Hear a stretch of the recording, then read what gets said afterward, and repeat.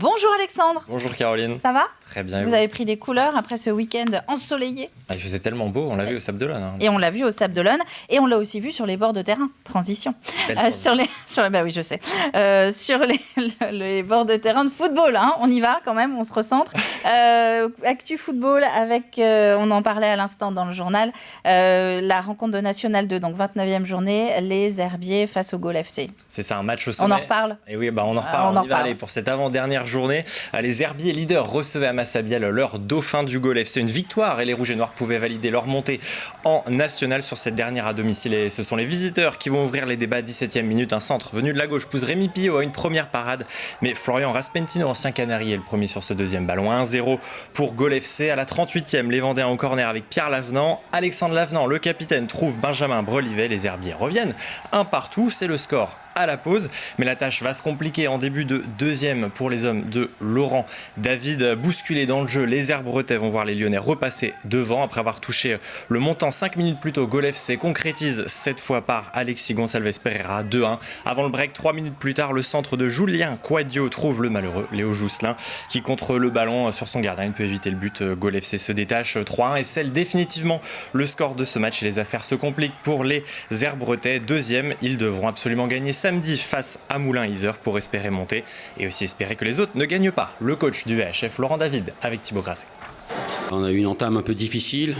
Hugo a maîtrisé les débats et a ouvert le score sur une action en profondeur où on avait bien prévenu les garçons. Mais on est revenu progressivement dans le match, on s'est détendu un petit peu. On est revenu un partout sur une phase arrêtée que l'on avait travaillé. La grosse différence, elle s'est faite dans les 20 premières minutes de la deuxième mi-temps. On a eu du mal à rentrer dans ce match et ont mis beaucoup d'impact. Dans cette période-là, il y a forcément après un but et puis après ça s'enchaîne.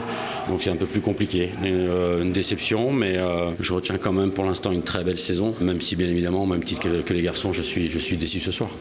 Avec des images de Daniel Lelanne. Du football encore et toujours avec de la D2 féminine, 22e journée, La Roche-Sceaux face à Orléans. Et oui, c'était cette fois la dernière journée pour les Ornésiennes et on jouait cette fois le maintien dimanche au stade de Saint-André d'Ornay. L'espoir subsistait pour les Vendéennes, il fallait l'emporter par 4 buts d'écart et espérer des défaites des autres concurrents au-dessus. Les occasions dans ce début de match sont à l'avantage des Orléanaises, une domination concrétisée 5 minutes avant le retour au vestiaire. Corner venu de la droite qui va trouver au second poteau la tête de la capitaine Mariana Marot. 1-0 à la 40e. Les Loiretaines mènent assez logiquement à la pause. 1-0 donc. On va ensuite jouer la 53e minute oubliée par la défense ornésienne. Maëva Salomon s'échappe sur la droite. Va venir heurter la barre de la portière vendéenne. 2 barres transversales en à peine 5 minutes pour les visiteuses. Les Lyonnaises vont ensuite avoir plusieurs balles d'égalisation mais manquer le dernier geste. On en restera là. Victoire 1-0 d'Orléans et pas de miracle donc pour les ornésiennes qui terminent 10e et évolueront en division 3 la saison prochaine. Une nouvelle page qui s'écrira sans l'entraîneur Fabrice Bouillet, le coach des Vendéennes que l'on retrouve au micro de Daniel Lelanne. Il aurait fallu un certain nombre d'événements, de circonstances pour que ça fonctionne. Il aurait fallu marquer tôt, leur mettre le doute pour qu'on soit dans quelque chose d'un peu irréel. Mais effectivement, mettre 4 buts, ça ne nous arrive pas tous les jours. Sans en prendre, encore plus compliqué. On a été enchaîné à 3 victoires, un match nul. Il manquait cette rencontre-là, mais déjà la semaine dernière, on a manqué un petit peu de jus pour chercher la victoire qui nous aurait donné une autre équation à résoudre aujourd'hui. Bien. Alors, l'info foot qui suit, on est sûr d'avoir une bonne nouvelle, une équipe vendéenne qui gagne, on est d'accord ? C'était la Coupe de Vendée Senior, la finale dont on a parlé tout à l'heure.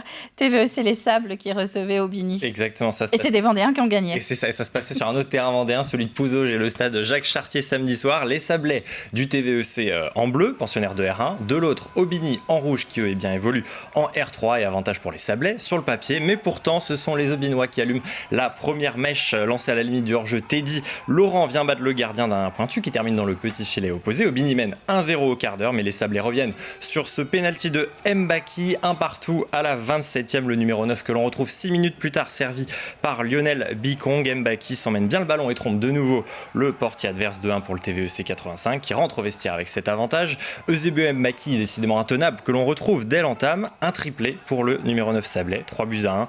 Les Sablais ne s'arrêtent pas et vont continuer d'empiler les buts. 69e, Loïc Remond à 30 mètres pour la tête de de Junior Calou en pleine lucarne 4-1. En supériorité numérique, Aubigny va réduire l'écart à la 84e par Timothy Ebadé à bout portant.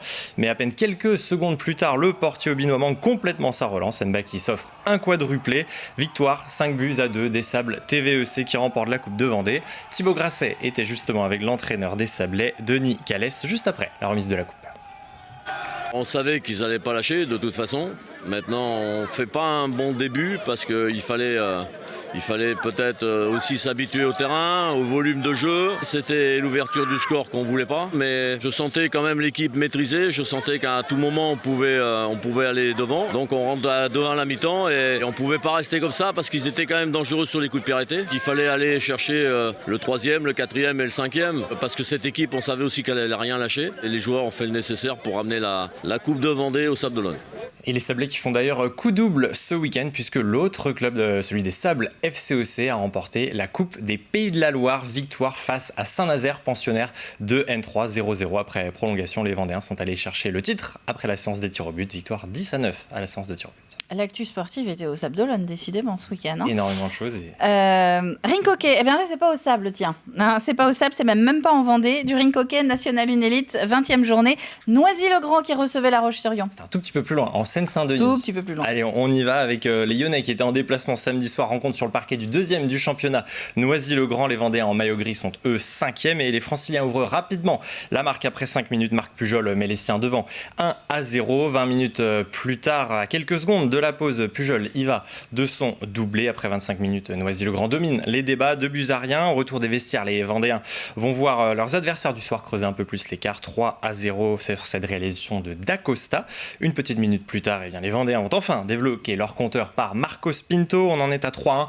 Et puis à quelques minutes du terme, à la 47e, sur une belle passe décisive, Johan Antunes aggrave un peu plus la marque. Défaite 4-1 pour les joueurs de Marc Salicru. Il restera encore 2 matchs à disputer pour la Vendée et ce sera à domicile le dernier samedi soir. Et on repart au Sables d'Olonne pour parler de course à pied. Le semi-marathon des Olonnes, ça c'était dimanche, alors sous une très forte chaleur, c'est ce qu'on a vu.